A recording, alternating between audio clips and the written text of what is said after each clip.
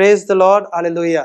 খ্রিস্টতে আমার প্রিয়জনেরা এবং গুরুজনেরা, আমরা এই সামনের রবিবার তপস্যাকালের প্রথম রবিবার পালন করতে চলেছি এবং খ্রিস্ট মণ্ডলী তার পাঠের মাধ্যমে আমাদের দুটো কথা স্মরণ করে দিচ্ছে, যে দুটো কথা মনে না রাখলে, স্মরণে না রাখলে হয়তো আমরা এই পূর্ণ পবিত্র তপস্যাকাল ঠিক মতন ভালো মতন উদযাপন করতে পারবো না। সতর্ক বাণী, সাবধান করে দেওয়ার বাণী, আর এটা আমাদের মনে রাখা উচিত, গেঁথে নেওয়া উচিত। প্রথম কথা যেটা মণ্ডলী আমাদের মনে রাখতে বলছেন সেটি হয়েছে, তোমাদের মন ও প্রাণ ঈশ্বরে ঘিরে রাখো। তোমাদের মধ্যে বরং সেরকমই মনোভাব থাকুক যেটা ঈশ্বরের মধ্যে ছিল। আমরা দেখতে পারি সাধু পল এই কথা বারবার তার পত্রে বলে গেছেন।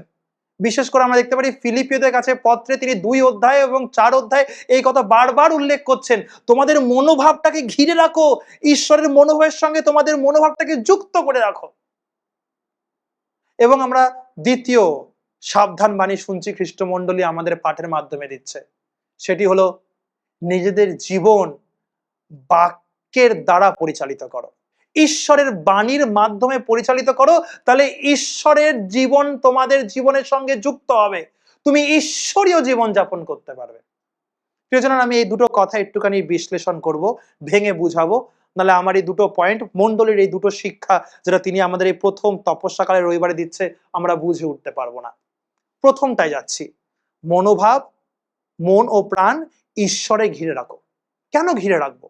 আমরা দেখতে পাচ্ছি প্রথম পাঠে প্রিয়জনেরা আদি পুস্তকের 2 এবং 3 অধ্যায় থেকে নেওয়া পাঠ, এবং পাঠের মধ্যে দেখতে পাচ্ছি বলা হচ্ছে ঈশ্বর নিজে সেই ইডেন গার্ডেন তৈরি করলেন, সৃষ্টি করলেন, এবং সেই ইডেন গার্ডেনে যত কটা বৃক্ষ ছিল, যত কটা গাছ ছিল, স্বয়ং ঈশ্বর নিজে সেগুলো রোপণ করেছেন।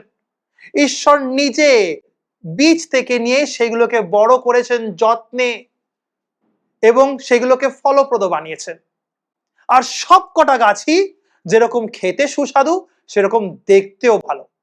খেয়াল রাখো না, 2 অধ্যায় 8 আর 9 পদে আমরা পড়ছি, ঈশ্বর প্রত্যেকটা গাছ সৃষ্টি করেছে, তিনি সবকটা গাছই মাটি থেকে বড় করেছেন। এরকম না নার্সারি থেকে কিনে এনেছেন বা পাশের কোনো প্রতিবেশীর বাড়ি থেকে, বাগান থেকে তুলে এনে গাছগুলো লাগিয়েছেন, না, প্রত্যেকটা গাছ তিনি রোপণ করেছেন এবং সেগুলোকে বীজ থেকে বড় করেছেন, যত্ন করে সেগুলোকে ফলপ্রদ বানিয়েছেন। তো অনুমান করে নিচ্ছি প্রিয়জনেরা, যে সেই বাগানে 100টা গাছ ছিল, ধরে নিচ্ছি জাস্ট যে সেই বাগানে 100টা গাছ ছিল, ইডেন বাগানে। সেই ইডেন বাগানের 100টা গাছ থেকেই ঈশ্বর বলছেন তোমরা ফল খেতে পারো, শুধু একটা গাছের ফল খেও না। আদম ও হেবাকে ডেকে 2 অধ্যায় 15 পদে বলছে তোমরা সব গাছের ফল খাও, কিন্তু একটা গাছের ফল খেও না, সেটা হয়েছে বুদ্ধি এবং জ্ঞানের গাছ। কারণ তোমরা যদি সেই জ্ঞানের গাছ থেকে ফল খাও, সেই বুদ্ধির গাছ থেকে ফল খাও, তাহলে তোমরা সঙ্গে সঙ্গেই মরবে। তারা তো খেয়েছিল সেই গাছের ফল, মারা গিয়েছিল কোথায়? তারা তো জীবিত। তারা জীবিত ছিল বলেই তো লুকাতে পেরেছিল, তারা জীবিত ছিল বলেই তো ঈশ্বরের সামনে বিভিন্ন রকম কারণ দিয়ে বেড়াচ্ছে কেন তারা পাপে পড়েছে।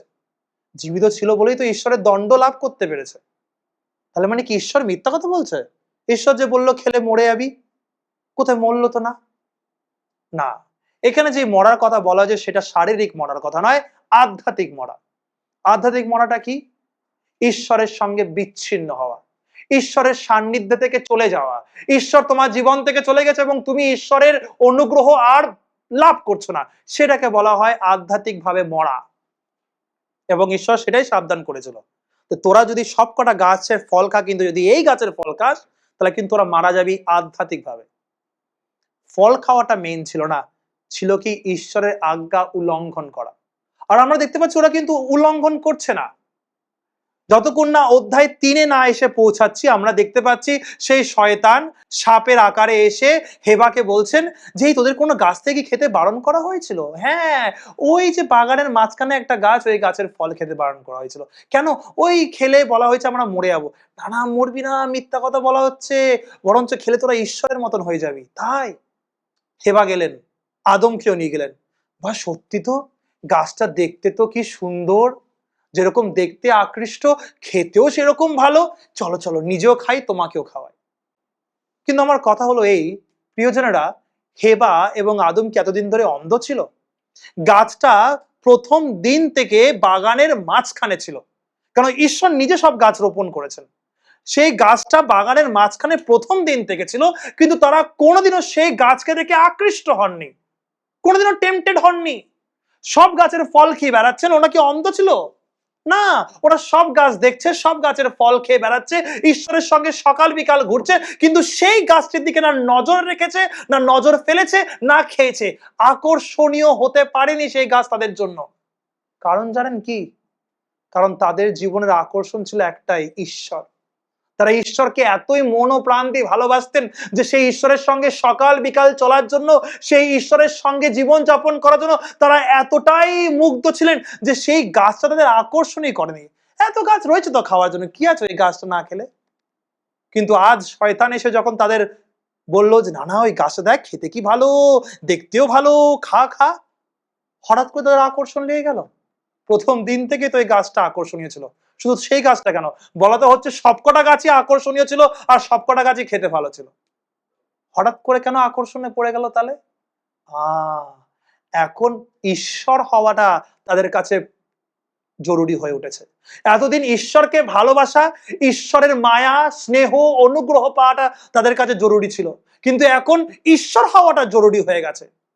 যখন ঈশ্বরকে প্রায়োরিটি না দিয়ে যখন এখন ঈশ্বর হওয়াটা যখন প্রায়োরিটি হয়ে উঠলো, যেটা এতদিন ধরে আকর্ষণ করেনি বাগানের মাঝখানে থেকেও, সেটা এখন আকর্ষণ করা শুরু করলো।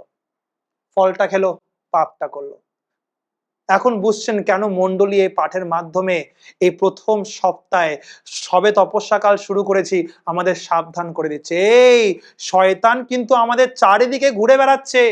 পিতরের লেখা প্রথম পত্রে 5 অধ্যায় 8 পদে বলা হচ্ছে, শয়তান আমাদের চারিদিকে সিংহের মতন ঘুরে বেড়াচ্ছে, হিংস্র সিংহের মতন অপেক্ষা করছে কখন আমাদের ওপরে তিনি আসবে, হামলা করবে। সাবধান হও। মণ্ডলী বলছে সাবধানে থাকো।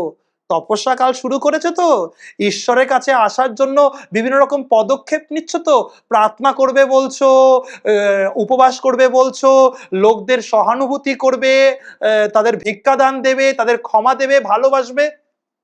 শয়তান কিন্তু করতে দেবে না। কেন? শয়তান চাইবে তোমার মনটাকে ভুলানোর জন্য, ফিসলানোর জন্য। তুই ঈশ্বরের দিকে লক্ষ্য রেখে মনটা রেখে তুই তপস্যাকাল করবি, করতে দেব না। এমন সমস্যার সম্মুখীন করব, এমন সমস্যায় ফেলবো, বাড়িতে, পারিবারিক ভাবে, বা প্রতিবেশীদের সঙ্গে, বা কাজের জায়গা, বা স্কুলে, কিন্তু এমন দ্বন্দ্বে, এমন সমস্যায়, এমন পরিস্থিতিতে ফেলবো যে ওইগুলো নিয়ে তুই মনোভাব পুরো ব্যস্ত হয়ে থাকবে।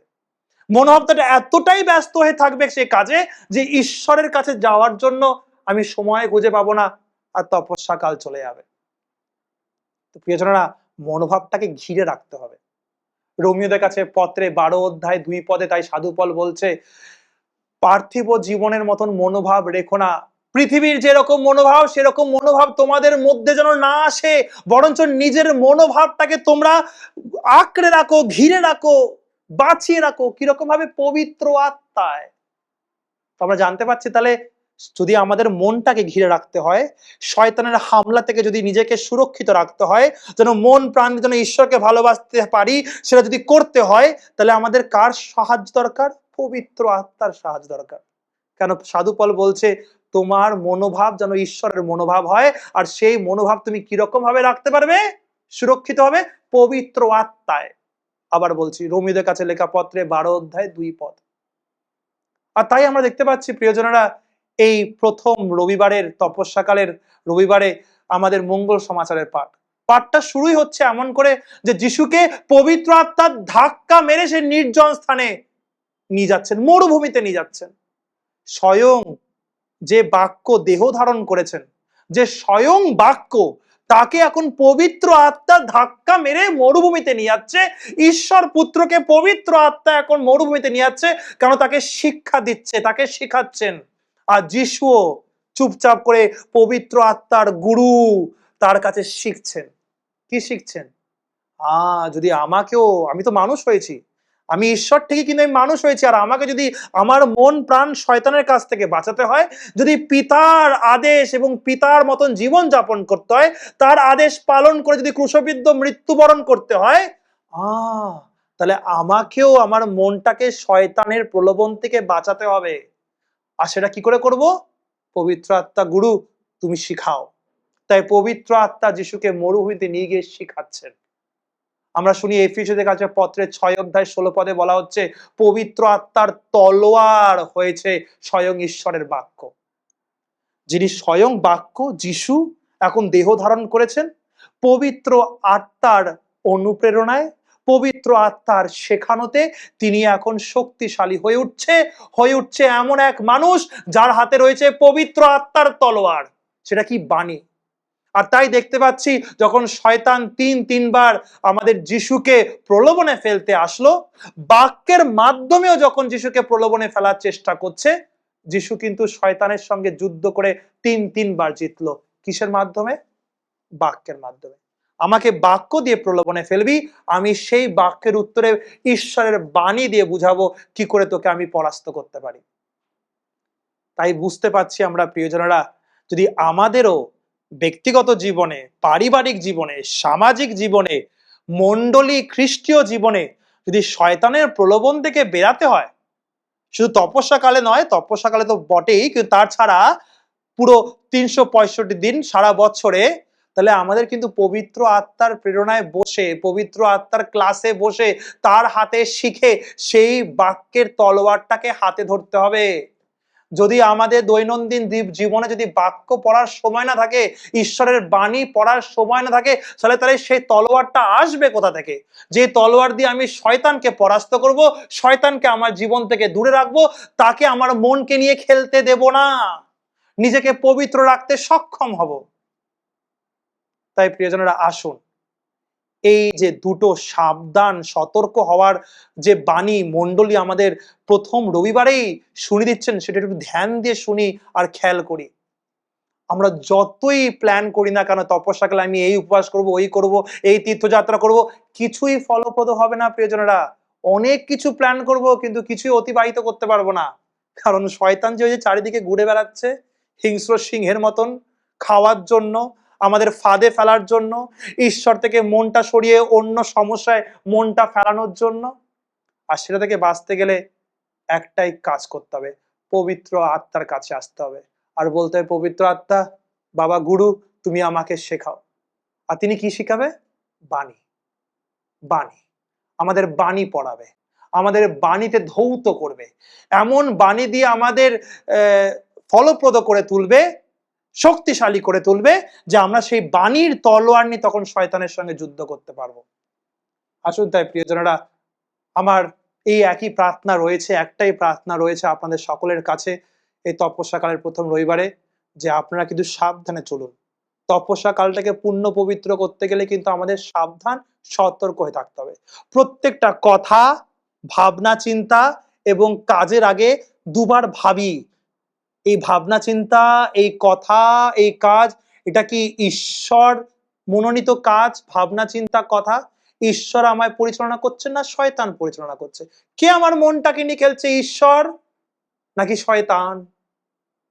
আর যদি শয়তানকে দূরে রাখতে হয়, তাহলে যেরকম সতর্ক হয়ে থাকবো, সেরকমই বাইবেলটাকেও পড়বো, যেন সেই বাইবেলের শক্তিতে আমি সেই তলোয়ার নিয়ে যেন প্রত্যেকটা মুহূর্তে যখন শয়তান আমাকে আক্রমণ করতে আসবে, তাকে যেন আমি যিশুর মতন, যিশু যেরকম শয়তানকে তিরস্কার করলেন, শয়তানকে হারালেন, আমি যেন সেরকম বাণীর মাধ্যমে শয়তানকে হারাতে পারি। সকলকে জয় যিশু, ভালো থাকবেন।